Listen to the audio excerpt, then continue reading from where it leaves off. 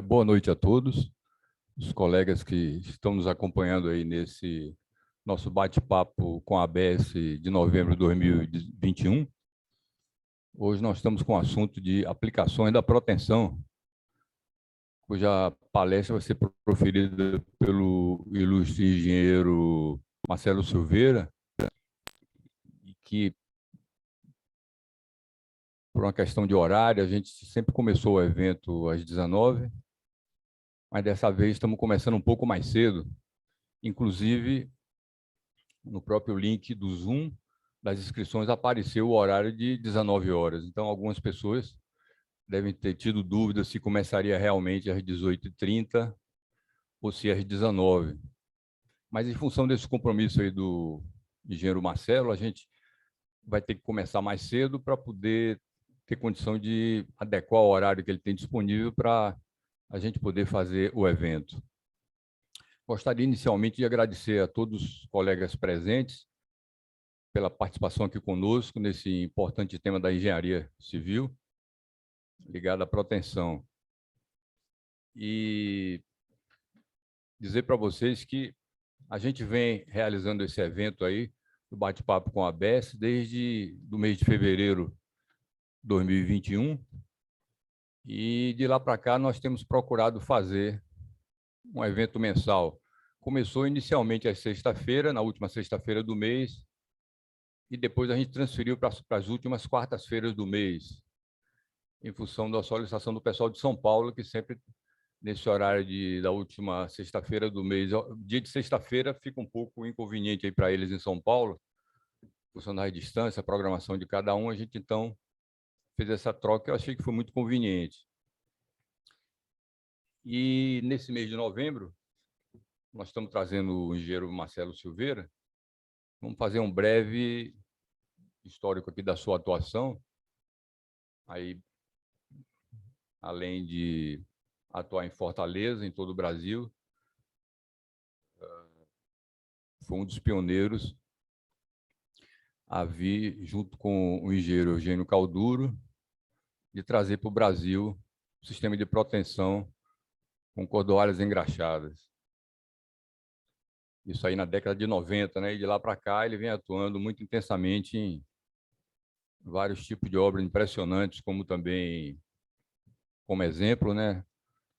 Essas torres eólicas em concreto protendido, que são uma das aplicações top da engenharia de proteção.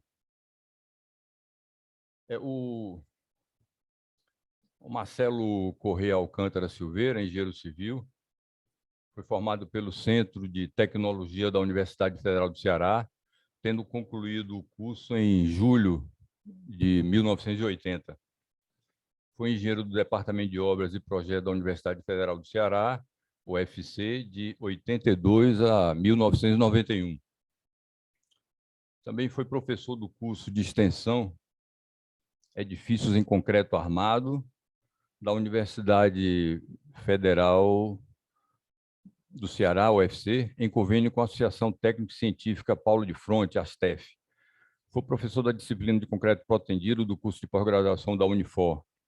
É professor convidado do curso de pós-graduação do IDD na disciplina de concreto protendido.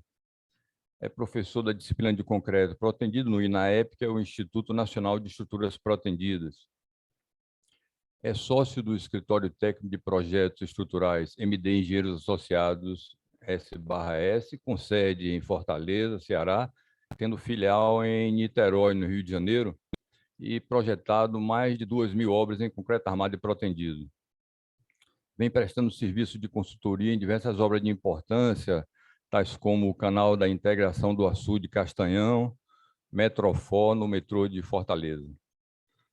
Projetou a reforma e ampliação do Estádio Castelão, Fortaleza, Ceará, para a Copa das Confederações 2013, na Copa do Mundo de 2014, o que fez com que ele fosse premiado com essa obra, esse projeto, pelo Prêmio Talento da Engenharia Estrutural, no convênio da ABS com a Gerdau. Projetou a estrutura de concreto do Centro de Formação Olímpica de Fortaleza, Ceará, Projetou também a estrutura de concreto do Estádio Municipal de Horizonte, Ceará, centenas de edifícios projetados utilizando a técnica do concreto protendido, tendo, a partir de 87, utilizado com frequência a proteção não aderente com cordoalhas engraxadas. Projetou as estruturas de concreto protendido do Shopping Center Manauara, em Manaus, Amazonas, do Parque Shopping Belém, Belém do Pará, do Patel Shopping Olinda, em Olinda, Pernambuco, e do Shopping Center em Guatemi, fase 6, em Fortaleza, Ceará. Projetou a estrutura do edifício BS Design também. Ao longo dos anos de 2002 e 2003, projetou a estrutura de concreto de 6 edifícios residenciais em Lisboa, Portugal, e em 2012 as estruturas de concreto de 2 empreendimentos de edifícios residenciais no Algarve, em Portugal. É membro do CB2 e do CB18, da Associação Brasileira de Normas Técnicas. É membro do Instituto Brasileiro do Concreto, Regional Ceará. Membro da ABS, Associação Brasileira de Engenharia Consultoria Estrutural, e diretor regional para o biênio 2019, 2020, 2021, 2022. É membro da Academia Cearense de Engenharia, ocupando a cadeira de número 38. Participou em maio de 2002 da primeira convenção do PTI, em Santo Antônio, Texas, Estados Unidos. Foi vencedor do Prêmio Talento em Engenharia Estrutural, Gerdau ABS 2013, na categoria de obras especiais com a Arena Castelão, essa obra que nós nos referimos anteriormente. Do Prêmio Talento em Engenharia Estrutural de 2015, Gerdau ABS, na categoria de obras industrializadas com o Iguatemi Fortaleza. Recebeu também menção honrosa do Prêmio Talento em Engenharia Estrutural de 2016, Gerdau ABS, na categoria Obras Especiais com o projeto das torres para energia eólica com 100 metros de altura para as máquinas Suzilon, e vencedor do Prêmio Talento de Engenharia Estrutural de 2019, categoria Destaque do Júri, melhor obra do ano, com o edifício BS Design, localizado em Fortaleza, no Ceará. Vencedor também do Prêmio da Construção de 2013, Sinduscon Ceará, na categoria Tecnologia e Qualidade. Também vencedor do Prêmio Francisco de Assis Basílio de 2000, Ibracon, no Instituto Brasileiro do Concreto. Então, meus amigos, vou passar a palavra para o engenheiro Marcelo Silveira para ele dar início aí à apresentação sobre aplicações da proteção. É com você, Marcelo. Bom, quero dar boa noite, agradecer ao Adelson aí pelo esse gentil convite, né, para a gente bater um papo aqui sobre as estruturas protendidas, né, a aplicação da proteção.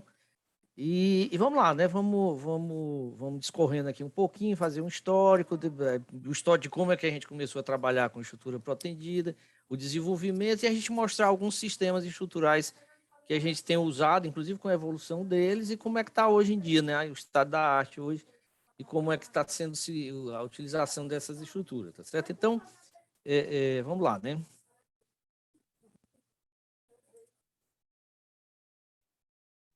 Vai dar uma trava. Agora foi. Está tendo um pouquinho de delay aqui. Bom, proteção aderente, né? Então é o seguinte, vamos começar conversando aqui sobre a proteção aderente, que era o que normalmente era utilizado no Brasil antes da chegada da proteção não aderente aí nos idos dos anos 90, né? Então se usava como a coisa mais comum em obras de arte, né? No caso de pontes e viadutos, né? Não se usava praticamente em edifícios, né? Até o final da década de 80. E o seguinte, a partir da década de 90, final da década de 80, alguns edifícios residenciais e comerciais começaram a ser projetados em lajes planas, né? Então, aqui em Fortaleza, por exemplo, nós tivemos a oportunidade aí no comecinho da década de 90 de participar de um concurso para a construção, para o projeto desse complexo hospitalar, Instituto Dr. José Frota. Esse hospital ele é um hospital de referência da prefeitura e ele atende a emergência, tá certo? Então, existia já o complexo, mas com muita deficiência, e foi o prefeito da ocasião, fez esse concurso, de maneira que fosse quem ganhasse, a equipe que ganhasse tinha que apresentar o melhor projeto, né? Nós participamos de uma equipe com arquitetos aqui da nossa cidade, e a gente foi vencedor exatamente por conta da proposta do projeto, tá certo? Então, Na verdade, eram 3 edifícios: o edifício central, que é o edifício principal, o edifício da administração e farmácia e o edifício da internação. Esses 3 edifícios são interligados, né? E a ideia é que se fizesse algum tipo, o projeto fosse um projeto, digamos assim, com uma vida útil muito duradoura, ou seja, é que à medida que as coisas fossem mudando, ele fosse se adaptando com facilidade, né? As reformas que fossem necessárias serem feitas, elas não precisassem se mexer na estrutura. Então, o que é que se imaginou, né? Foi trabalhar com grandes vãos, né? Essa foi a ideia. E o edifício central, então, ele que era o principal, né? A gente tinha aqui onde tá as UTIs, a recepção principal, onde chegavam os casos graves e tudo. Então, ele foi projetado de maneira que os vãos são bem generosos, né? Então, não sei se vocês estão vendo meu mouse aí. Tá dando para Adelson? Dá para ver meu mouse quando eu indicar aqui? Dá para ver, sim. Dá Quando para você ver, né? está movimentando, aparece. Pronto. Então, ok. Então, é o seguinte, esse aqui é o edifício principal, né? Então, como é que é o pensamento dele aqui? A gente tem esses pilares, que esse vão aqui entre eles, tá certo? Esse vão aqui são vãos de 12 metros, tá certo? E eles ficam fora do prédio, né? Então, vocês veem que o prédio ele fica, digamos assim, dentro dos pilares, né? Os pilares eles não ficam na área útil da edificação. E do jeito que tem essa linha de pilares aqui, tem outra lá do outro lado, por trás, tá certo? E este outro vão aqui nessa direção são 18 metros. Então, o que acontece é que a área útil da edificação, ela não tem pilares no centro, tá certo? A caixa de escada elevador fica lá por trás, então nós temos grandes vãos aqui dentro, cada pavimento aqui, ele é dotado de grandes vãos sem nenhuma interferência de nenhum ponto de apoio. Então, isso foi que levou a gente a ganhar o concurso, e, para tanto, a gente teve que usar o recurso da proteção, né? Então, não tinha, para a gente vencer esses vãos tão grandes, com concreto armado, seria um negócio meio absurdo. Então, isso aqui ensejou, né, esse complexo do hospital do JF, deu assim tipo um start, né, na ideia de se usar proteção em edificações. Então, é o seguinte, a partir daí, e veja bem que isso aí era nessa época, era proteção aderente. A não aderente só começou, foi introduzida no Brasil em 96, apesar de já existir há muitos anos nos Estados Unidos. Então, a seguir, o que é que aconteceu? Nós projetamos o edifício sede da FIEC, esse aqui não foi projeto nosso, desculpe. Foi projetado o edifício sede da FIEC pelo professor Hugo Mota, que também foi outro edifício com um vão muito grande, né? Também nessa época. Então, foi dado esse start em termos de uso de edifícios com a técnica da proteção aderente. Para a questão dos edifícios residenciais, esse edifício aqui também foi um edifício que marcou época. Ele foi projetado já nos anos 91, 92, e ele é um edifício residencial, e também a ideia dele foi exatamente a gente não ter pilares internos. Os pilares eles são periféricos, sendo que esse aqui fica dentro do corpo da edificação, diferente do IJF, que era todo para fora, eles ficam no corpo da edificação, mas permitindo vãos na ordem de grandeza aí de 8 a 9 metros. Isso aí porque esse aqui era um condomínio de alto luxo, né? Esse balanço aqui na frente, aqui é uma varanda, aqui na frente tem quase 4 metros de balanço, nessa direção aqui 9 metros. Então, um edifício bem arrojado, e se usou a técnica da proteção aderente, trabalhando com lajes planas, maciças. Veja que aí no início desse uso, o sistema estrutural era lajes planas maciças, né? Com cabos aderentes. Então, aqui nessas fotos a gente pode ver um layout dos cabos, cabo concentrado numa direção, distribuído na outra, mas nesse detalhe aqui a gente pode perceber as bainhas, né? Então, são bainhas chatas, onde a gente colocava 4 cordoalhas nuas, né, dentro das bainhas para formar os cabos. Agora é o seguinte, para o caso de edifício, o uso das cordoalhas aderentes, do cabo aderente, ele tem algumas dificuldades. Primeiro, o peso do cabo, que fica grande, né, porque você tem que trabalhar com 4 cordoalhas juntas e mais o peso da bainha. Então, tem essas dificuldades que são inerentes ao sistema aderente, que é mais usado em edificação, não em edificação, mas sim em ponte e viaduto. Mas como a gente não tinha, na época, a engraxada, a gente usou o que a gente tinha, né? Então, lajes planas, a gente vê aqui o assoalho todo plano, e nessa ocasião, deu bons resultados, porque a gente tinha, nessa época, a inflação muito alta, e a gente tinha que correr com as obras para poder terminar o quanto antes, porque o material subia, a mão de obra subia, tudo subia assim assustadoramente de uma hora para outra, né? E nessa época, já em torno de 95, a gente projetou esse edifício Paládio, também lá na Praia de Iracema. Esse edifício residencial também, a ordem de grandeza dos vãos na ordem de 9 metros, e com as lajes planas também. Olha, a gente vê aí as bandejazinhas das lajes, né, tudo plano, e com o formato das varandas curvas, balanço de 4 metros, né? Então, também uma edificação bem sofisticada, é um prédio de luxo na beira-mar, e usamos a técnica da proteção também aderente, usando o sistema de laje plana. Ele aí já terminado, né? Então você vê que ele é um edifício imponente, a fachada curva, né? Bem interessante, né? E esse aqui também foi da mesma época, edifício da Lamate. Esse aqui já não é na beira-mar, então é um edifício já menos sofisticado, mas com ordem de grandeza de vão de 8 metros. Então aí a gente já estava explorando a questão das lajes planas, né?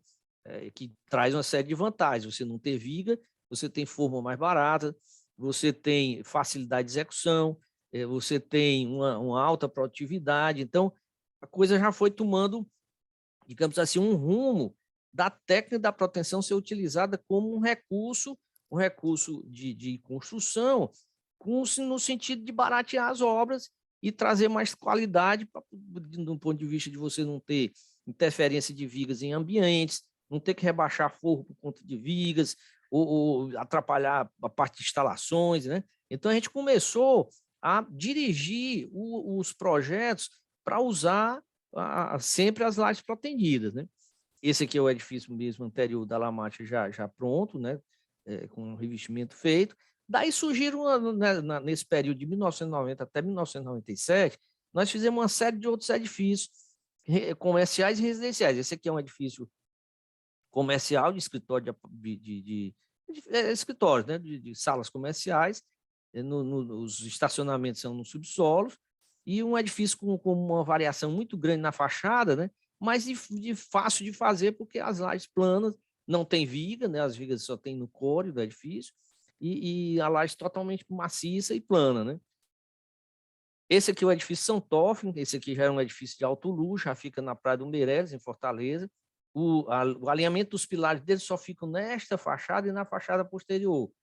O vão são 9 metros, e aqui o balanço na frente também chega a dar 5 metros de balanço, também sem ter interferência de vigas no interior do edifício.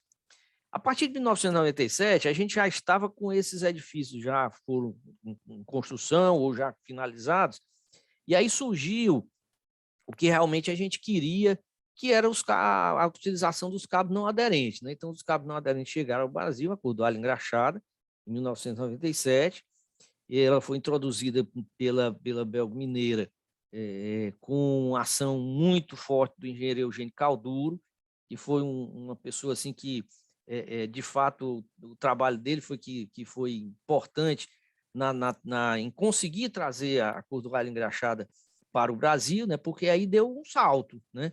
Então, a partir daí, a gente passou a ter, de fato, um material compatível para o uso em edificações, né?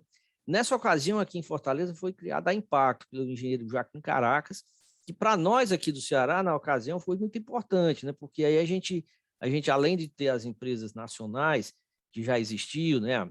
A Stup, a Protende, a MAC, a gente passou a ter uma empresa regional, local aqui, e dirigida para o uso de proteção em edifícios e com cordoalhas engraxadas, né? Nessa ocasião, por conta do interesse dos engenheiros estruturais aqui do Ceará, a gente tinha uma associação local, isso aqui antes da ABS tornar-se nacional, digamos assim, a gente tinha uma associação nossa chamada ACEE, Associação Cearense de Engenharia Estrutural. E nós organizamos, juntamente com o professor Joaquim Mota, um curso sobre o fundamento do cálculo em concreto protendido, exatamente para poder, digamos assim, capacitar os nossos colegas, né, os projetistas de estrutura aqui de Fortaleza, na técnica da proteção, né? Então, esse curso foi um sucesso. Logo depois, o engenheiro Jordano Loureiro fez outro curso, tá certo? Já o primeiro do Joaquim era mais, digamos assim, básico, né? E muito genérico. Do Jordano já foi mais específico para o projeto, Então, foram dois eventos muito importantes aqui para os engenheiros aqui de Fortaleza, né? E teve uma adesão muito grande dos engenheiros calculistas ao sistema, né? E os arquitetos, então, nem se fala, né? Porque quando a gente levava a solução, eliminando vigas, aumentando vãos, sem comprometer custo, né? E muito menos sem comprometer a qualidade a performance da estrutura. Então, os arquitetos daqui que adoram curvas, né? Adoram varandas grandes, agora foi um sucesso, né? Então, teve uma aceitação muito grande. Pelo lado dos consultores, a aceitação foi grande pelo seguinte, porque trouxe economia, né? Então, o consultor, ele gosta de fazer as obras dele lá, mas ele está virado muito questão do custo, né? Se o custo não for baixo, não for bom, né? Então não adianta ser bonito como for que ele não faz. Então, o que acontece? Né? A partir daí, houve um desenvolvimento de programas de computador para o dimensionamento da proteção, que a maioria dos escritórios não digamos assim, não estavam preparados para isso. Então, a gente teve desenvolvimento do TQS, né, que teve desenvolvido na ocasião um módulo específico para o cálculo, dimensionamento e detalhamento das estruturas protendidas, né, que evoluiu muito nessa época. E a gente tinha também, digamos assim, o acesso a um programa americano, que é o ADAPT, né, que não era tão virado para nossas normas e para a nossa forma de projetar, mas também tinha esse recurso, né? Então, a gente tinha ferramentas para poder trabalhar, né? Então é o seguinte, na verdade, o sistema ele traz uma economia e uma praticidade construtiva muito grande, porque eu mostrei a vocês anteriormente aí aqueles cabos estendidos lá no edifício São Paulo de Vance, né, que eram cabos aderentes, né, com as bainhas, onde tinha 4 cordoalhas dentro dela, pesado. No caso da cordoalha engraxada, eles são monocordoalhas, então os cabos já vêm cortados, dobrados e já vêm enrolados, né, etiquetados, né, para poder ir para a obra. Inclusive, hoje a Impacto entrega isso aí, eles saem impressos no cabo, o número do cabo, o local onde vai ficar. Então, ele trabalha com isso, fica muito mais simples da organização na obra, né? E o manuseio pelos operários é muito mais simples, porque eles saem desenrolando isso aí, colocando com facilidade, porque eles são monocordoalha. Cada cabo é uma cordoalha só que você vai juntar em grupos, diferente do aderente, que é pesado, difícil manuseio ruim, né? E, por outro lado, a gente também tem as ancoragens, elas como são monocordoalha, para cada cordoalha você tem uma ancoragem, elas são pequenininhas, né? De fácil manuseio. A dimensão delas normalmente é de 6 centímetros por 13 centímetros, a cunha é bipartida, esse capzinho plástico aqui forma o que a gente chama de nicho, né? Que depois que desforma, você vai ter o local para colocar o macaco. Então, tudo é muito fácil de executar numa obra de edifício. Os macacos são leves, uma peça dessa daqui pesa no máximo 15 quilos, a bombazinha ela é possível colocar em cima de um carrinho e um operário só manuseia, né? Então, esse aqui é fácil também o transporte e a operação na obra, né? E a operação é feita por um só operador, tá certo? O macaco é colocado por cima da cordoalha, tá certo? Então, é de fácil manuseio, né? E assim, no caso da gente aqui de Fortaleza, os primeiros edifícios, primeiras obras que a gente fez com a cordoalha engraxada, uma delas foi o edifício sede do Sesc Fortaleza, em 1997.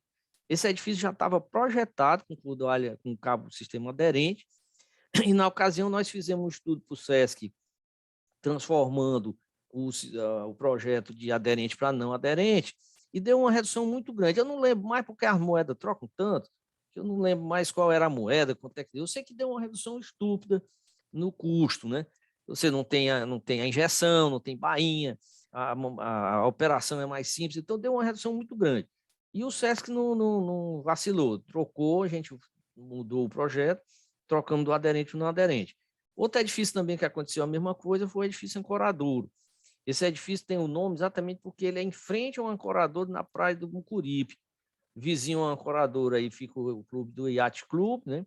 E ele tem, de fato, uma marina aí na frente desse edifício. Esse edifício também estava projetado em cordoalha, em sistema aderente. E a gente trocou também, era um condomínio, os condomínios votaram lá e a diferença de preço também deu grande para o sistema e se trocou esse edifício para o não aderente.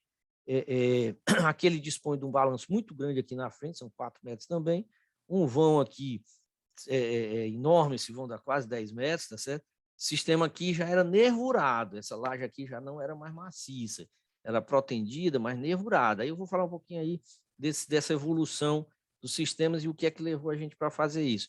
Esse edifício aqui teve uma particularidade que foi o seguinte: o professor Bijan Alame, ele deu uma assistência muito grande para a gente começar a trabalhar com o sistema não aderente. Ele recebeu o Caracas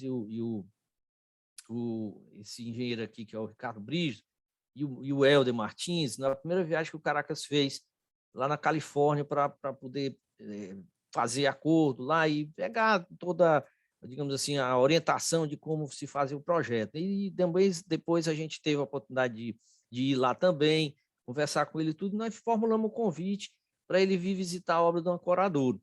Ele veio em 1997, foi a primeira vez que o professor Bijan esteve aqui no Brasil, tá certo? Então, fez uma visita lá na obra, verificou os projetos para ver de forma visual, né? Qualitativa, como é que estavam as coisas, conversou muito conosco, depois visitou os escritórios da gente, foi muito bom, né? E aí a gente tirou, inclusive, essa foto aqui, lá numa varanda lá do Ancoradouro, a gente dá para ver aí as faixas maciças, né? Onde a gente colocava os cabos concentrados e as nervuras. E o professor Bijan, em 2017, completou 20 anos do início da proteção não aderente aqui no Brasil, e nós convidamos para ele vir aqui no Ceará. Ele já veio várias vezes, mas a gente convidou especificamente para comemorar os 20 anos da proteção não aderente. Ele veio, fizemos uma solenidade lá na Unifor, que eu era professor lá da pós-graduação, e prestamos uma homenagem a ele ficou emocionado, inclusive nós fizemos uma placa com essa foto, entregamos a ele. Ele ficou muito emocionado e falou e tudo, mas foi muito legal, né? 20 anos dessa primeira visita e da introdução do sistema aqui no Brasil. Aí daí nós começou a usar alguns prédios de apartamentos, esse aí é edifício Volar, extremamente esbelto, né? Esse aí foi com laje maciça também. Daí esses edifícios de uma determinada construtora aqui, que foi uma das primeiras que começou a trabalhar com isso, a Idibra, edifício França, edifício Espanha, esses aí ainda com sistema de laje maciça, né? Que foram as primeiras lajes que a gente usou, eram as maciças. Esse aí, o edifício Águas Belas, já de 2003, né? Então, da mesma construtora. Então, as construtoras que encamparam o processo não saíram mais, né? Foram sempre fazendo mais. Panorama atual, né? Então, a gente hoje pode dizer que a técnica da proteção está consolidada, né?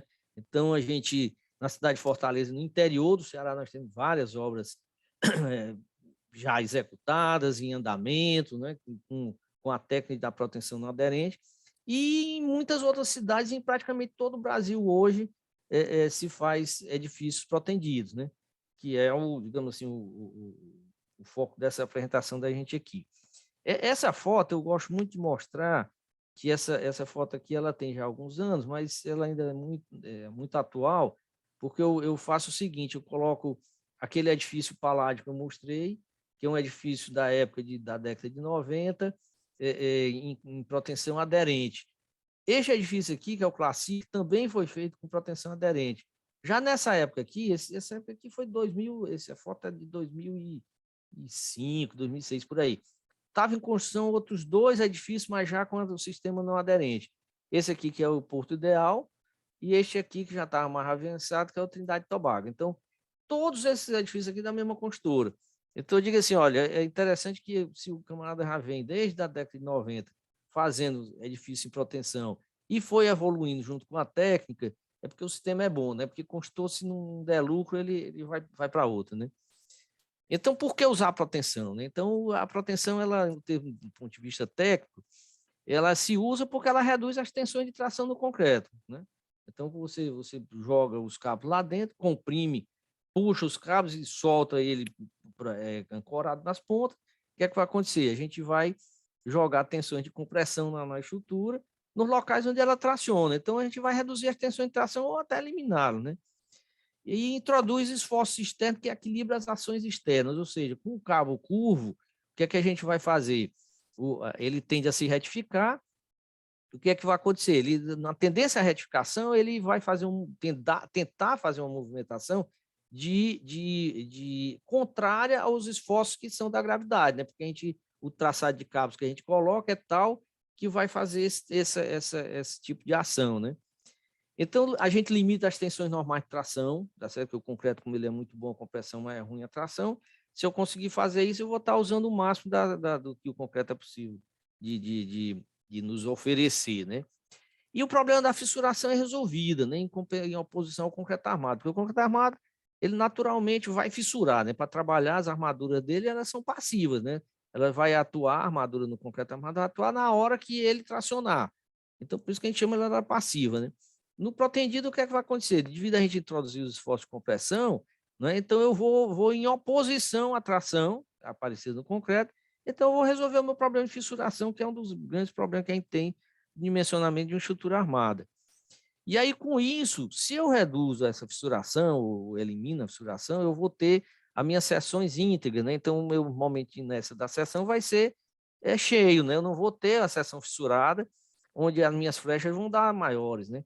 Então, com isso, a deformabilidade da estrutura é diminuída, se eu vou poder contar com toda a seção de concreto, se ela não está fissurada, né? Então, assim, os sistemas estruturais que a gente tem usado mais, né? Então, o primeiro deles é o sistema de lajes maciças lisas. Esse aí se usa em edifício de escritório, edifício de apartamento, comercial geral, né? Então, eu já tinha passado por essa foto aí do Águas Belas, né? Que é uma foto típica aí de um edifício residencial com laje maciça. A gente tem aí um sistema de cabos, né? Ele é jogado normalmente, o layout dele é concentrado numa direção, distribuído na outra, e nessa região concentrada ele vai passar pelos pilares. Isso aí por questão de montagem, né? Então isso aí facilita muito a execução.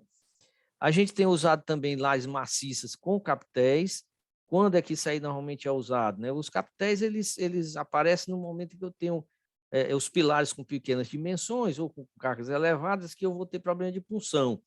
Então, normalmente isso acontece em prédios baixos ou nas áreas de periferia dos prédios, onde eu não tenho dimensões de seções muito grandes, e aí eu vou ter problema com a punção. Aí você lança a mão do capitel, que você vai engrossar a espessura da laje, aí você vai resolver esse problema, né?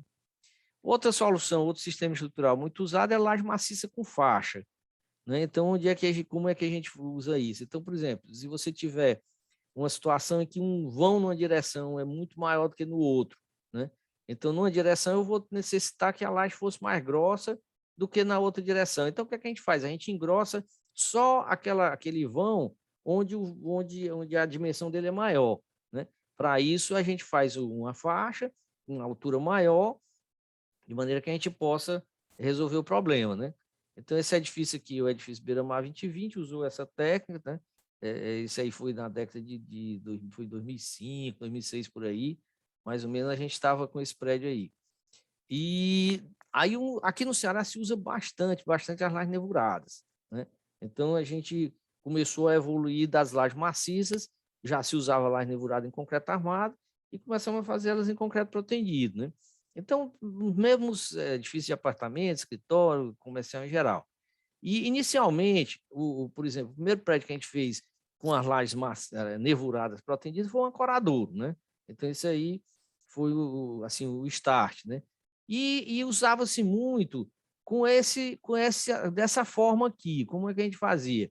A gente fazia faixas maciças, ligando os pilares, e internamente essas faixas a gente tinha regiões de lajes nevuradas somente com armadura passiva. Então, na verdade, ficava de substituir, digamos assim, substituir as vigas por faixas, e a laje continuava trabalhando em concreto armado, né? Então, isso aí a gente fez muitos prédios com esse sistema estrutural. Aqui uma foto aqui, por exemplo, os cabos aqui concentrados naquelas macias, e na parte das nevuras só tinha armadura passiva. Daí a gente evoluiu, tá certo? A gente foi imaginando o seguinte, que como nessa situação, se eu colocasse cabo somente nas faixas, e essa região das nervuras, elas ficariam só com armadura passiva, o consumo de armadura passiva era alto.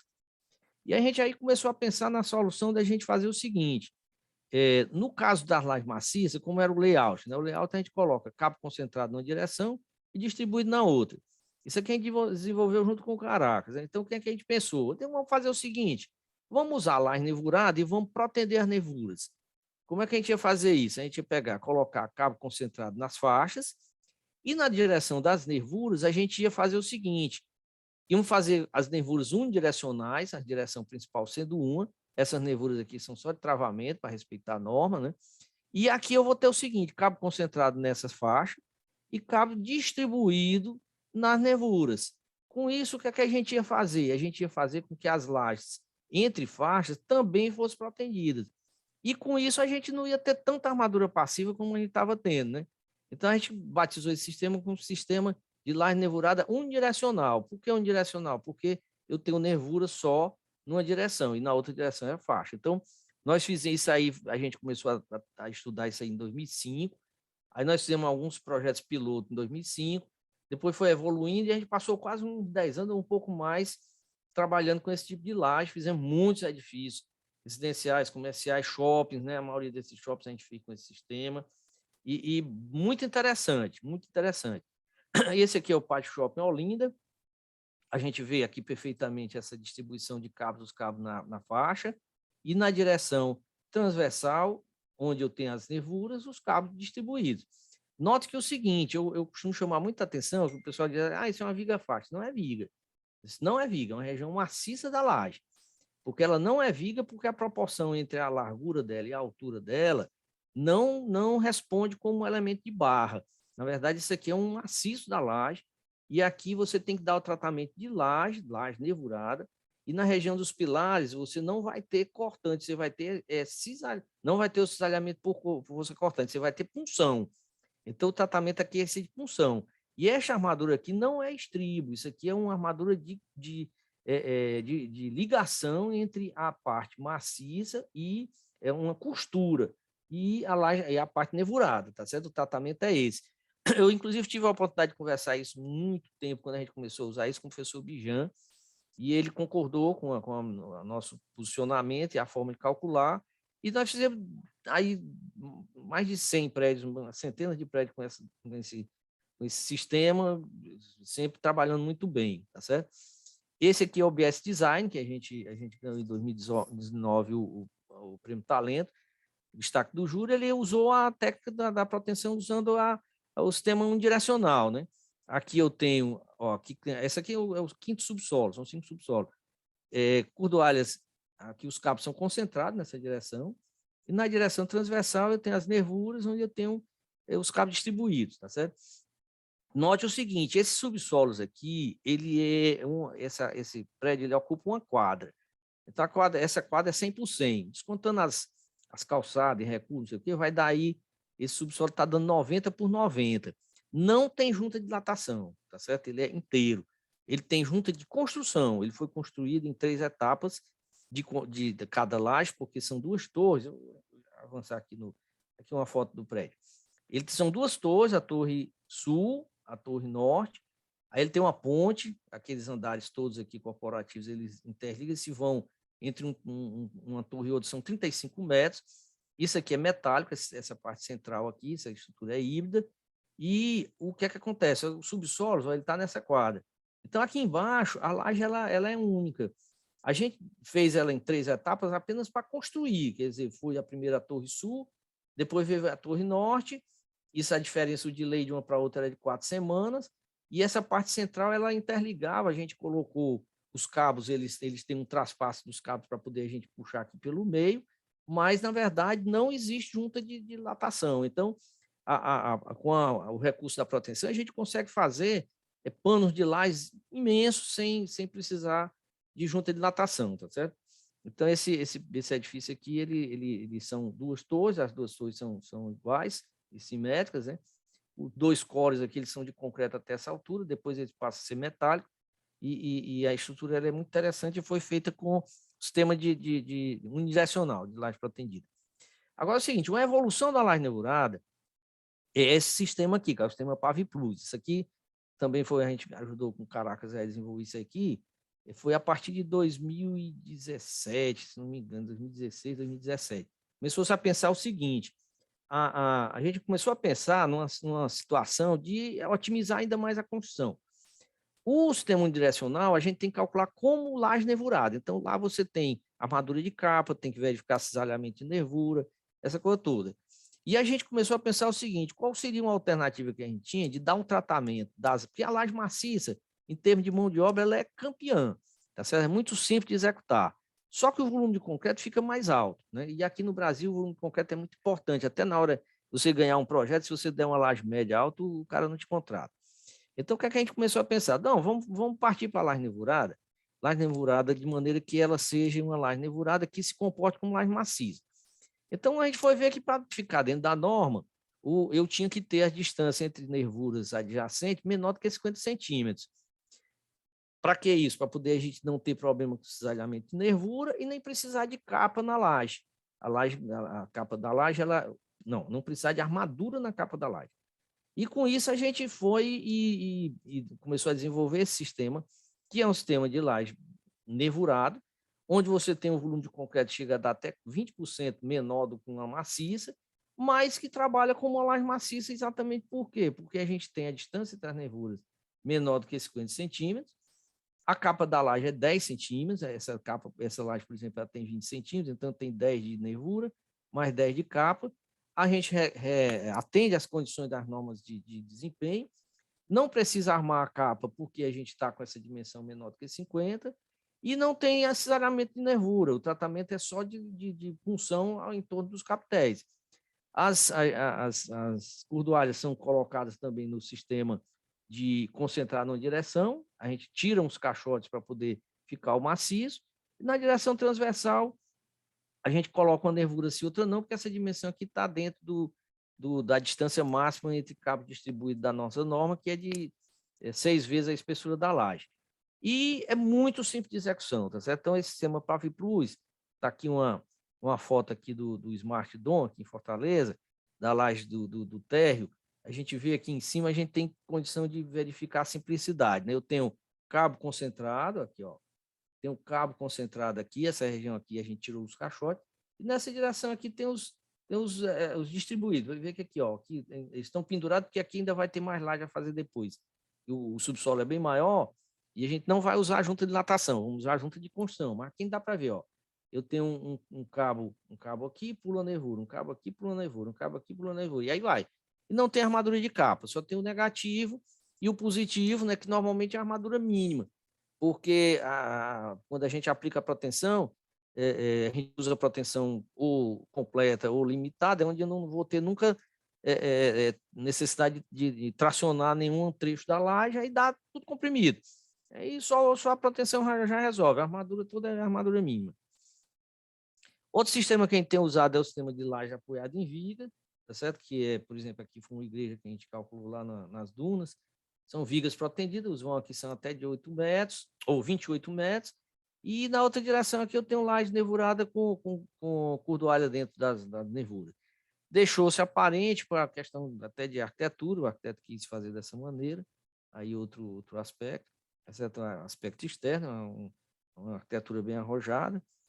Aqui eu tenho o estacionamento do Shopping Iguatemi, que é com aquele sistema americano, que você tem a distância entre esses pilares são 8 metros, e na outra direção são 16, que na verdade esses pilares não ficam entre vagas, né? As vagas estão aqui nesse vão.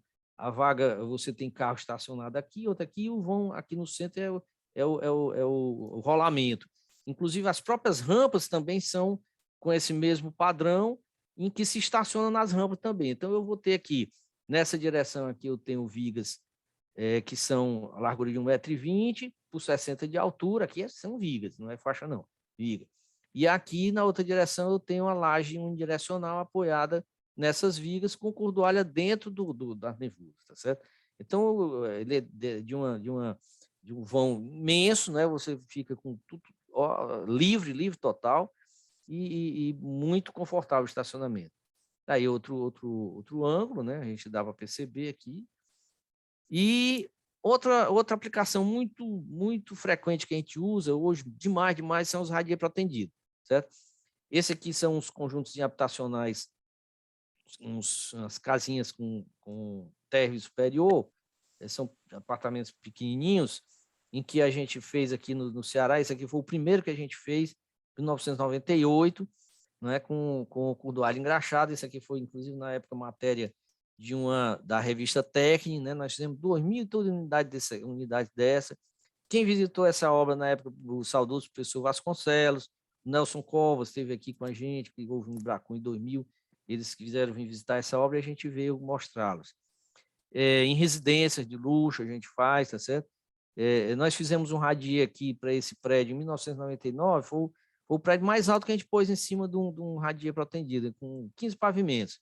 Fizemos aqui em Fortaleza, tá certo? A espessura de 50 centímetros da laje, nas regiões do capitão invertido, 80 centímetros. Os pisos protendidos, tá certo? Para galpões, pisos industriais, garagens, né? A vantagem deles é que não tem junta, né? As juntas, a gente faz galpão com 150, 200 metros, tem junta construtiva, mas não de dilatação. Então, por exemplo, a CDs, né, galpão de distribuição, centro de distribuição, o grande vilão são as empilhadeiras, né? As empilhadeiras saem destruindo as juntas. E aí você não tem problema, porque não tem junta. E a aplicação das torres eólicas, né? As torres eólicas, elas a gente tem utilizado com frequência, tem alguns projetos, temos feito vários projetos de parques, e nós temos por exemplo, esse torre aqui do Parque Eólico do Icaraí, de Amontada, nós ganhamos o Prêmio Talento, eu acho que foi em 2015 ou 2014, a menção honrosa. São torres em aduelas, em concreto pré-fabricado, com proteção dentro da parede. Essa proteção a gente fez ela dentro da parede, era técnica nessa época que a gente bolou essas torres aqui, e elas são patenteadas, e ela tem 5 seções diferentes, e ela não é de perfil contínuo. Isso aqui foi que a gente ganhou essa, digamos assim, notoriedade aqui nesse projeto por conta disso, porque a gente tem poucas formas. Esse projeto ele já evoluiu, a gente hoje em dia não está mais usando esse, a gente está com um mais evoluído, que é um perfil que também não é de perfil constante, só que a diferença dele é que os cabos não são internos às paredes. Os cabos são externos, mas no interior do cilindro aqui, né? A vantagem disso é porque a gente gasta menos com o próprio concreto, que é a espessura da parede, para vocês terem ideia, nesse caso aqui, ela tinha 30 centímetros de espessura. Nessas torres que nós estamos fazendo agora, elas têm apenas 18 centímetros de espessura, porque não precisa alojar as cordoalhas dentro. E a gente tem os cabos, eles não são cabos engraxados, que a gente usa, é o cabo encerado. É o mesmo que se usa para ponte, os estais de pontes, tá certo? Então, já é uma evolução dessas torres aí. Então, essas aí são as aplicações que a gente tem usado a proteção, e o sistema de laje protendido com cordoalha engraxada é uma ótima solução construtiva para edificações de uso diverso, tá certo? A gente já está com experiência já de mais de 20 anos, eu coloquei 20 aqui, mas mais de 20 anos, porque, na verdade, as cordoalhas engraxadas a gente começou a aplicar em 1997, então já vai aí para 23 anos, né, já com o sistema sendo usado. Nós adequamos a nossa realidade, quer dizer, fomos ver como usar nos Estados Unidos, mas, na verdade, a gente trouxe o que... Não fomos reinventar a roda, mas, por exemplo, lá eles não usam laje nevurada. Nós bolamos o sistema aqui com laje nevurada e evoluímos com o sistema com laje nevurada. Então, a gente tinha que adaptar para a nossa realidade, né? A adoção da técnica como um sistema estrutural corrente, porque às vezes tem muita gente que diz assim, e não dá para fazer em concreto armado? Se dá para fazer em concreto armado, por que está fazendo protendido? Não, o sistema de concreto protendido é um sistema estrutural corrente. Não é que você, se dá para fazer armado, pode dar para fazer, mas o que é que vai acontecer com a armada? Vai ficar mais caro, você não vai conseguir resolver os problemas de vãos maiores ou mesmo de produtividade alta. Então, o sistema passa a ser um sistema estrutural corrente. Se ele se mostrar mais barato do que um armado, a solução vai ser usada, tá certo? O aperfeiçoamento das normas, quando a gente começou a trabalhar com a proteção não aderente em 97, nós não tínhamos norma específica para a gente, que a norma brasileira não contemplava, né? A gente usava o ACI. A norma de 2003 veio já exatamente para contemplar isso, teve a revisão de 2014, que já melhorou ainda mais, e agora está tendo uma revisão atual que vem para exatamente, digamos assim, ir evoluindo, porque o sistema está cada vez mais usando no Brasil, né? E publicação de livros e artigos técnicos, né? Então, além da literatura estrangeira, está começando a aparecer alguns livros nacionais a respeito de proteção, tem o Fábio Albino, tem o Alexandre, lá de Brasília, e algumas apostilas do professor Schultz, do Lewis, né, do professor Schultz, e vai, né? Então, vão surgindo exatamente porque o mercado vai exigindo, né? E os ensaios de verificação para validar modelos e técnicas, né, já em uso da Constituição brasileira, então, cada vez mais as próprias universidades e os institutos de pesquisa e tudo, fazendo isso, evoluindo, né, porque a gente está, hoje é uma realidade nossa. E era isso que eu queria mostrar para vocês. Aqui é uma foto do Castelão e pôr à disposição aqui para a gente conversar um pouquinho e discutir a respeito dessa técnica que eu gosto demais e eu acho muito eficiente e muito bem bolada, sabe, a proteção. Ok. Marcelo, muito obrigado aí por sua participação conosco nessa brilhante apresentação. Quanta coisa que surgiu da década de 90 para cá, né, rapaz? Nesse sistema de proteção aí com cordoalhas. Em função disso, eu gostaria de agradecer também e ressaltar a presença entre nós aqui, participantes, do engenheiro Eugênio Calduro, e também do diretor da ABS de relacionamento, o Luiz Aurélio Fortes, além dos outros colegas também que estão participando. E assim, olha o Aurélio aí, olha o Calduro aí. Calduro foi citado aí na apresentação. Não, o Calduro. E outra coisa, o Aurélio foi nosso verificador lá no Best Design, viu? Teve participação no ATP, né? E no ancorador também, não esqueça. Ai, rapaz, tinha esquecido. O Aurélio foi lá no ancorador, perfeitamente. Pô. Pesos pesados aí, Marcelo. Antes do Bijan ter ido aí, a gente já tinha ido. Foi. Aurélio Vasconcelos foi lá.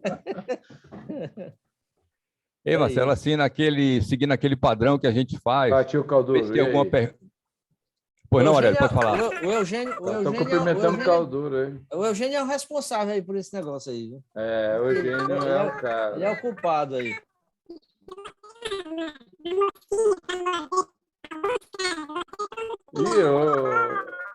Ô Calduro, sua voz tá estranha.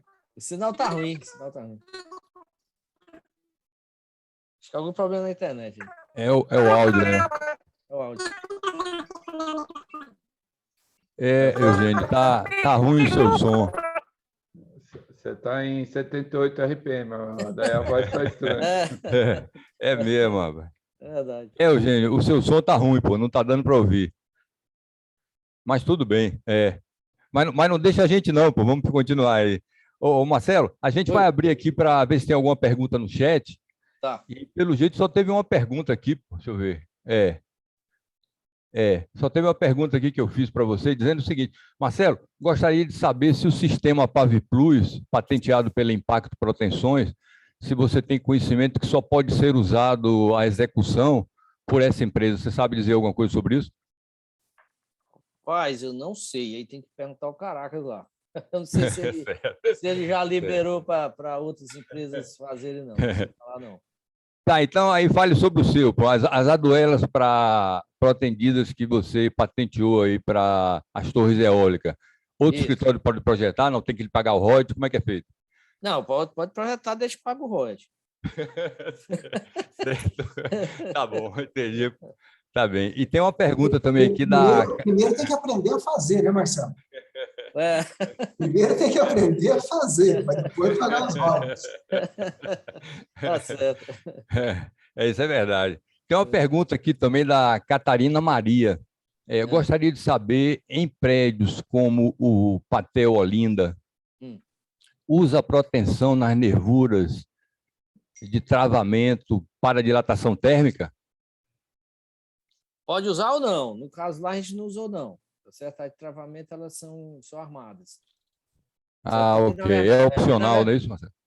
Se quiser, você pode usar. Porque, na verdade, o que é que acontece? Lá, a gente colocou a proteção nas faixas e a verificação, que a gente chama de tributária, aquela região em que a proteção vai ter a influência, tá certo? Então, ela tem influência sobre a própria nervura e a gente não armou lá, tá certo? Tá só com a armação mesmo mínima, entendeu? Ok, Marcelo. E o Eugênio está fazendo uma observação aqui. O Marcelo falou, quem usou laje protendida uma vez em edifícios não volta mais ao concreto armado, é verdade.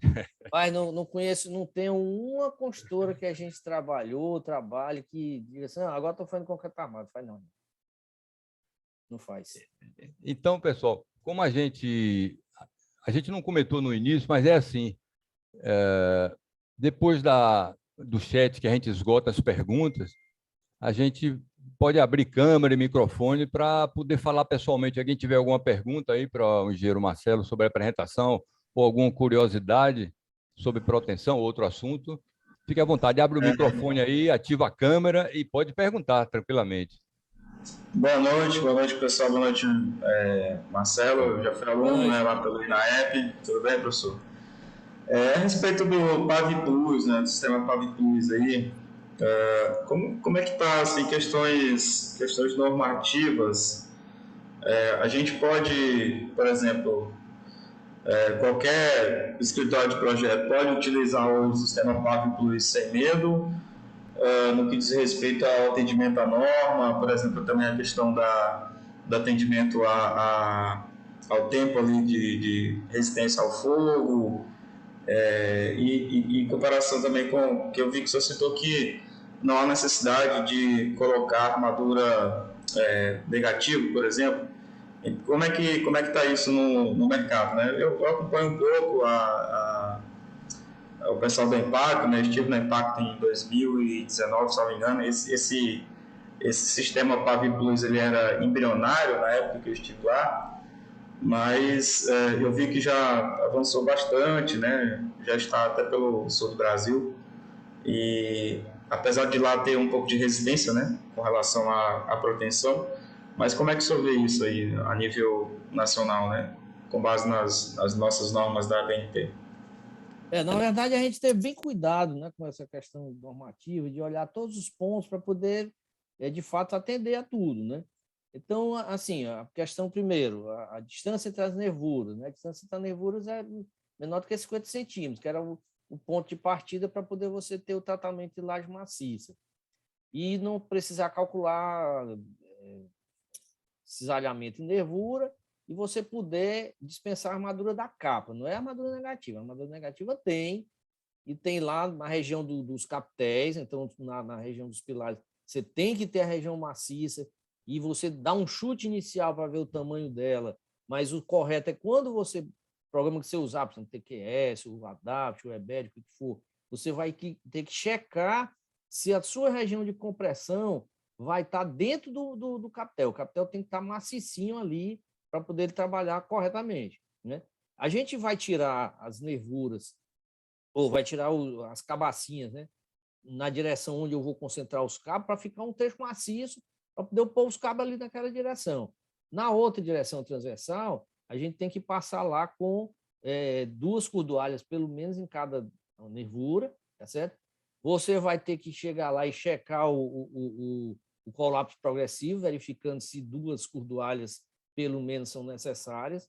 Inclusive, na norma nova agora, na revisão, isso aí foi mudado, que na norma anterior falava só que não precisava verificar o colapso e ainda podia botar só um cabo em cada direção. Não, o mínimo vai ser 2, tem que verificar o colapso progressivo. Então, você tem que sempre passar pelo menos 2 cabos em cada direção por dentro do pilar. E com respeito ao TRRF, né, o tempo de fogo, tivemos o cuidado também de atender a espessura da nervura, ela atende às condições no mínimo de 120 minutos, e a espessura da capa, aí o mínimo é de 10 centímetros para poder ter a função corta-fogo, né? O mínimo de 10.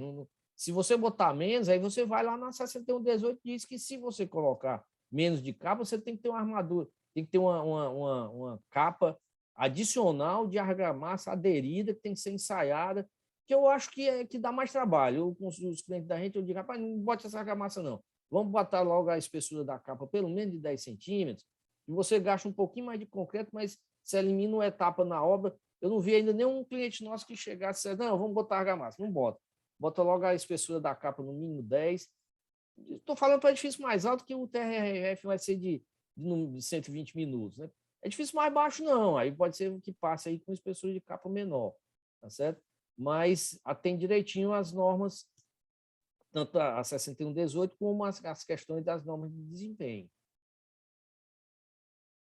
Ok. Marcelo, a gente tem também uma observação aqui no chat, do Pedro Matos, dizendo o seguinte: parabéns, Marcelo, bela apresentação, sempre um passo à frente na utilização da proteção. O Marcelo tem mostrado que tem pesquisado bastante de lá para cá, né? Esse espírito de cientista, né? Com inovações impressionantes aí na proteção. Nós estamos já pesquisando aí, né, para uma evolução do PaviPlus, sabe? Até houve um eventozinho mês passado aqui, o Caracas fez, que ele está chamando o PaviPlus 2.0, né? Que é o pastilho de calha. O que é que a gente tem feito? A gente está fazendo o seguinte: para vãos maiores, por exemplo, um vão transversal que eu tenha cabo concentrado, eu preciso de uma maior deflexão do cabo. Aí o Caracas bolou um plasterite que tem tipo uma calha, para a gente descer mais o cabo sem aumentar a espessura da laje. Então, você aumenta a força de desvio, que aí eu vou precisar num vão maior de uma força de desvio maior, e aí com isso a gente faz esse artifício, tá entendendo? Então já é também uma novidade aí já no PaviPlus para a gente conseguir vencer. A gente estava chegando em muitas ocasiões que eu tinha um vão maior na outra direção, eu tinha que usar aquela faixa, né? Aí a faixa vai dar o quê? Vai dar mais trabalho, você vai ter que botar um rebaixo na laje, vai ter que consumir mais concreto, tem aquela armadura de costura para botar, aí a gente está substituindo por esse elemento e a gente já está com 2 obras aqui em Fortaleza que a gente já está usando esse sistema. Ele chegou a se referir aqui na apresentação do mês passado, Marcelo. O Caraca falou sobre esse sistema, mostrou aqui alguns detalhes, etc. Isso. Mostrando essa deflexão na forma para o cabo se alojar. Isso. Pareceu muito interessante mesmo. E disse que é uma produtividade bastante boa, né?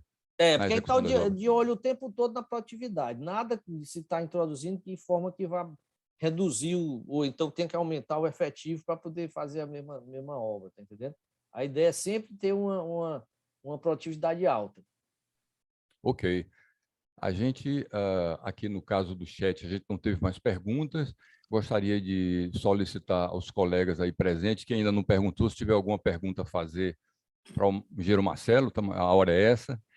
Antes de a gente, caso não tenha, nós vamos encerrar um pouco mais cedo dessa vez.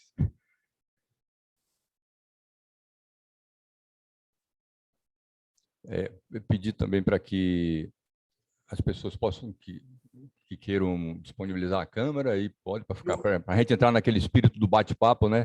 Todo mundo se vendo e conversando entre si, aproveitando aí essa grande oportunidade que o engenheiro Marcelo está nos ofertando aí com a sua participação conosco nesse evento, o Calduro, o Luiz Aurélio, pessoas muito experientes aí na área da engenharia estrutural e que acredito que devem ter alguma curiosidade aí para perguntar. Vamos ver. Estou vendo quem está presente aí, mas está caladinho aqui, é o Sérgio Osório. Cadê o Sérgio Osório, Gamal está aqui também. Cadê o Gamal, está aí? Marcelo, eu pergunto mesmo que eu sou curioso. Esses anéis das torres eólicas, vocês estão diminuindo a espessura da parede e utilizando proteção externa. Isso. A proteção externa, só assim, não é o meu métier, mas ela é no sentido do diâmetro, né? É radial a proteção. Não. Os cabos são verticais. Os cabos são verticais. É o contrário de reservatório, então. As aduelas, elas são armadas com tela, tá certo? É que nem um tubo desse que passa água por dentro, tá certo? Ela transversalmente, no sentido do anel, os esforços são muito baixos. O que ela é um poste. Na verdade, a torre é um poste. E o que se verifica nela, normalmente, são os efeitos de segunda ordem, porque a gente pode, ela oscila muito, não tem problema. O problema é o seguinte: você tem que calcular qual é a frequência dela, porque os fabricantes de equipamento, eles vão marcar lá o seguinte, eles querem o seguinte: para a torre funcionar, eu tenho que ter a frequência entre tanto e tanto. Aí eles dão, normalmente, em torno de 35 Hz. Você tem a flecha dela não interessa muito, não. O que interessa é essa frequência. Então, quando a gente vai fazer, por exemplo, Suzlo, GE, VEG, qualquer uma dessas, ela te dá lá uma especificação e ela diz: eu quero que minha torre vai trabalhar aqui dentro, senão o equipamento não funciona. Então, a preocupação da gente é exatamente com isso, é que essa amplificação dessa frequência, a questão dos efeitos de segunda ordem, tá certo? E a proteção a gente coloca ali exatamente para quê? Para poder juntar todas as aduelas E ela é uma proteção completa, a gente não deixa fazer nenhum gap entre um anel e o outro, tá certo? Os anéis são só encaixados. Os anéis são só encaixados. É um aumento da rigidez do pilar, no caso. Né? Seria mais ou menos aquele artigo do Joaquim Mota, sim, de pilares protegidos. É mais ou menos nesse sentido. Isso. Aí você puxa aquilo ali e não pode haver gap na condição máxima. Você pode ter gap na combinação extrema. Você tem diversas combinações para verificar, mas em serviço, ela não pode fazer um anel porque senão vai dar fadiga. Tá certo? No concreto, no aço, não. Ok. Ô Marcelo, eu tinha visto aqui no chat, mudou aqui a tela, mostrando assim todo mundo no panorama geral, e apareceu aqui que tinha realmente umas perguntas aqui no chat. Vamos ver se dá tempo de você responder. O Valnório Graça, é coisa rápida. O Valnório Graça é professor e está perguntando, ele até está numa promoção aí do Black Friday, aí, uma promoção no livro dele aí, que ele lançou 50%, etc. Depois ele pode até aproveitar e falar para a gente. Ele está perguntando o seguinte: boa noite a todos, parabéns, Marcelo, pela excelente palestra. Por favor, alguma consideração sobre incêndio nessas estruturas? Você até tinha comentado alguma coisa no final, né? Sobre recobrimento, etc., espessura. Né? Aí tem que fazer as considerações para a norma de fogo lá, né? Porque, de fato, você tem que estar dentro da questão do TRRF das estruturas, né? A altura, a classificação dela, e aí está ligado ao cobrimento, né? E a espessura das peças, né? Você usar o método tabular, vai ter que fazer isso, né? Certo. É isso aí, Valnório. Se você depois quiser... E esse negócio do seu livro aí, é o Black Friday mesmo, não é isso, Valnório? Você falou? Isso. É o Black Friday, né? 50%? Né? Não sei nem se vai ter número de livros suficiente, porque tem que bacana, né? Propaganda, Valnório. Propaganda é a alma do negócio. Vocês estão me ouvindo? Estou lhe ouvindo bem. Sim, ouvindo bem. Ok. Primeiramente, dar os parabéns aí ao Marcelo, né? Fantástica essa sua palestra aí. Isso também eu fico muito feliz, porque eu me formei também na Universidade Federal do Ceará. Né? Legal. Então, foi muito gratificante. E quem nos deu o curso de concreto protendido foi o professor Mota, né? Hugo Mota. Né? Doutor Hugo, professor Hugo, é o pai do Joaquim. Exatamente. Professor também, foi meu professor. Todos dois. Então, Marcelo, com relação a incêndio, você respondeu para aquele outro engenheiro que perguntou, né? Você colocou a capa mínima de 10 centímetros, né? Então, ali é para fazer a função corta-fogo, né? Para proteção das armaduras. Perfeito. Proteção das armaduras são os cobrimentos, né? Você tem que respeitar os cobrimentos. Tá legal. E com relação à frequência, você tem ideia do valor? Você falou muito rápido, então eu entendi. É 5 Hz a frequência? Das torres? Das torres. Normalmente é de 28 a 42. A mais comum é na faixa de 35 Hz. 35 Hz. Tá certo. Ok, Valnório. Obrigado por sua participação. Você ficando embaixo de uma torre, você vai ver que o período ela faz bem isso. E volta. O sujeito lá em cima, Maria doidado. Viu? Com relação ao livro, como você falou também que é importante o efeito de segunda ordem, então, nesse caso, o nosso livro vai atender bem, porque ele tem uma parte inicial, que é a parte conceitual, de efeito de segunda ordem, né? E, no final, tem a questão normativa, tanto em relação ao concreto, quanto em relação ao aço. Então, fica um livro bem completo, né? Parte conceitual e parte normativa. Interessante para os alunos iniciantes, os alunos que estão se formando agora, e os engenheiros que querem ter um melhor conhecimento sobre os efeitos de segunda ordem. Diga o nome aí do livro e onde está. Está no Amazon, é isso, Valnório? Isso, está na Amazon. Eu mandei aí na lista da ABS, também enviei para o Adelson. Certo, sim. Vamos divulgar. Muito obrigado. O título do livro é Introdução à Teoria da Estabilidade Elástica, Conceitos, Implementações Computacionais e Aspectos Normativos. Certo. Marcelo, em relação à frequência aí, você não está falando do período, não? Frequência, 35 Hz. Não pode, Marcelo. A frequência na estrutura, frequência horizontal de deslocamento é sempre abaixo de 1 Hz. Eu nunca vi nada dar 35 Hz. Não, mas nas torres dá.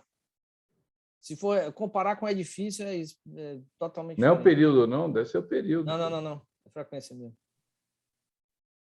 É bem diferente, Aurélio. Não tem nada a ver com um edifício, por exemplo. É incomparável a distância. Mas bem diferente. se a frequência é 14, 35, Inverte aí para tu ver o período. É bem rapidinho. É. Não, mas daí tem que ser muito rígido, pô. Pois é. Aí por isso que você empurra para atenção nelas para poder puxar ela. Não. Assim, os conceitos são bem diferentes, tanto que o seguinte, o maior problema no dimensionamento dessas estruturas de eólica, tanto a fundação, é fadiga. O pior. Ela é que determina a armadura. A fadiga. Por causa disso aí, por causa da frequência. Tá bom. Ok. Ficou também, Marcelo, para finalizar, mais uma pergunta aqui no chat, dizendo assim, como fica o sistema PAV-Plus em relação às normas brasileiras? Não, ele está atendendo tudo. É normal. É normal. Não, tem que atender, pô. Aí você no seu projeto... A gente não falou, né, Marcelo, da questão de acústica também, que também tem que atender aí hoje em dia a norma de desempenho, acústica, ou a parte de incêndio que a gente está falando, é atender o TRRF. Isso. As dimensões mínimas. As dimensões das nervuras do PAV Plus atende a isso aí. Agora, só que você tem que ter cuidado com o quê? Com o cobrimento, tem que ser de acordo com a questão da classe de agressividade ambiental. Espessura de capa. Exatamente. As armaduras mínimas. Lá no BS Design, Marcelo usou 10 de capa. 10 de capa. Agora, em Nordeste, não é comum o pessoal usar a capa correta para a laje nervurada, que está na 15.200. Pois é, mas, por exemplo, os projetos da gente, todos, o mínimo é 10. E a gente está formando uma cultura, né? A gente tem colegas que não usam ainda e botam a parte de argamassa em cima, mas eu estou mostrando que não vale a pena. Você vai fazer 2 etapas da construção. E a argamassa não é tão barata assim também, não, e vai fazer peso na estrutura. Lá no do BS Design, os 10 centímetros de capa salvou até, porque a gente aumentou o braço de alavanca dos cabos. Né, exatamente. Não é isso que eu estou dizendo. Ficou com uma laje de 32 em vez de 27. Isso aí deu uma salvada até no traçado de cabo depois. Se você imaginar, se você botar a capa, ela fazendo parte da estrutura, você tira partido dela exatamente na flecha do cabo. No entanto, se você reduz isso aí e vai botar um peso em cima de argamassa, você perde a capa e você ainda vai ter uma sobrecarga de morta em cima. É verdade. E essa pergunta, Marcelo, foi feita pelo engenheiro Presley sobre o PAV Plus, né? É o engenheiro Presley que foi quem perguntou. Eu não tinha dito aí o titular da pergunta, né? Beleza. Então, pessoal, em linhas gerais, é isso aí, né, que a gente iria. Eu só teria mais uma questão para colocar, não sei se daria tempo, mas assim, se o Caracas colocou, além dessas questões todas que ele está fazendo de impressão no cabo, na obra com a impressora, aquele negócio todo que você falou, ele mostrou também umas cadeirinhas aqui que ele bolou. As cadeirinhas parecem muito interessantes, né? E elas são fixas, né? Elas já vêm na altura fixa para colocar pelo projeto mesmo, para o traçado vertical do cabo, né? Ele encaixa no sistema, nas caixinhas plásticas, na nervura, tem uns encaixes, tá certo? Você chega lá, encaixa aquilo, ela fica sempre na meia distância entre uma nervura e a outra. Encaixa aquilo ali, tem várias alturas, e daquelas alturas sai exatamente para você botar as elevações dos cabos. Eu achei muito interessante. Muito interessante mesmo como ele fez. Então é isso, pessoal. Agradecer a disponibilidade aqui do engenheiro Marcelo Silveira, está conosco aí nessa apresentação muito bacana sobre proteção, a todas as aplicações que estão sendo feitas atualmente aí com cordoalhas engraxadas. Mostrou também essa questão aí das torres eólicas com cabo, que eu acredito, Marcelo, que são cabos nus, né? Esses internos às torres são cabos nus, né? Ou também continua sendo cordoalha engraxada, esses que são não. internamente? Tem um determinado fabricante aí que ele usa cordoalha engraxada nos cabos internos. A gente não usa esse, porque assim, a cordoalha engraxada, ela com o tempo, ela escorre a graxa na vertical. A gente usa no nosso projeto, a gente usa o cabo de stay. ele é um cabo encerado, certo? Agora é o seguinte, ele vem dentro da bainhazinha, ele é produzido especificamente para isso aí, tá certo? É um cabo de stay, mas ele vem encapado. Muito bom saber. Você já tinha falado alguma coisa a respeito lá naquele evento com Mayra lá no Rio de Janeiro, Rio de Janeiro nas alturas, né? Você mostrou alguns detalhes por lá, etc. Muito bacana. Pessoal, então é isso aí. A diferença dele para o de stay é que ele não é galvanizado. Mais em conta também, né? É. Certo. Ok. Então, aproveitando a oportunidade para agradecer a participação de todos os colegas que estiveram aqui conosco nesse nosso evento aí de bate-papo com a ABS, nesse mês de novembro, aí com esse tema de aplicações da proteção, com o engenheiro Marcelo Silveira, né? Todos que permaneceram conosco até agora, o final. A ABS Regional Aracaju agradece a presença de todos e contamos com vocês na próxima oportunidade. Eu não sei se no mês de dezembro nós vamos fazer, porque já se aproxima do final do ano, mas com as festas, etc., de final de ano, acredito que não vai ser possível.